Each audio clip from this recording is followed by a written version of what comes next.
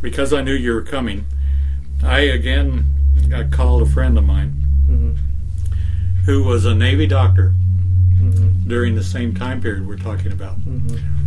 Slightly after that, and he all of a sudden was healing a pilot, a person that had been a pilot. And he began to tell him a story, and he basically said, one day I was up in one of the faster airplanes that we had, and I had something that was a spherical object that was ahead of me.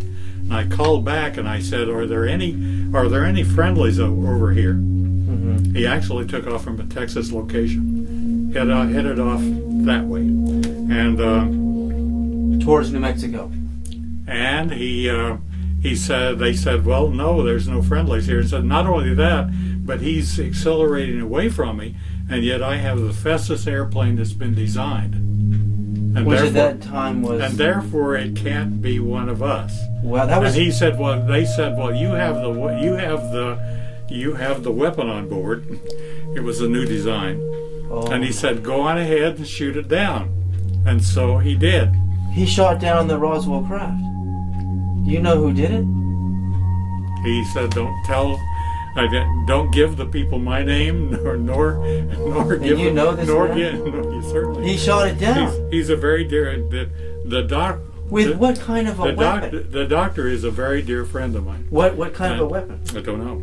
We have all kinds. Because bullets were only 1,500 miles an hour back then. We have all kinds of things out there. An electromagnetic pulse. Soviet Russia. Anyhow, Nikola Tesla died in the Hotel New Yorker on July 7th, coming into the morning of the 8th in 1943.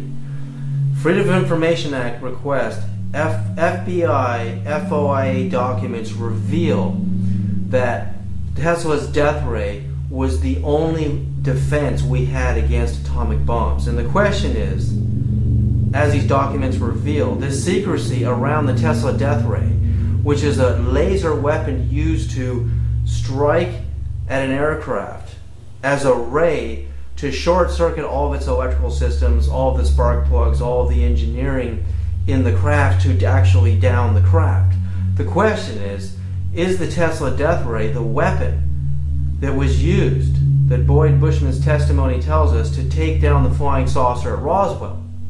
Because we know from the dates that the Tesla death ray was being developed in 1943 by the United States government, and the Roswell craft appears in our skies in 1947 in July, that there's plenty of time to have developed the weapon that we shot down them at Roswell. Well, then the individual said that he went and landed at a nearby airport, went over and walked into the craft. Evidently one of them was out walking around, because there were only 3 when he was in. 3 aliens at that time? And he walked in and they were all 4 feet and under, but he could see through the walls of the craft from the inside out. Whoa. And it kind of... translucent material. And the material he was stepping on was spongy, he said.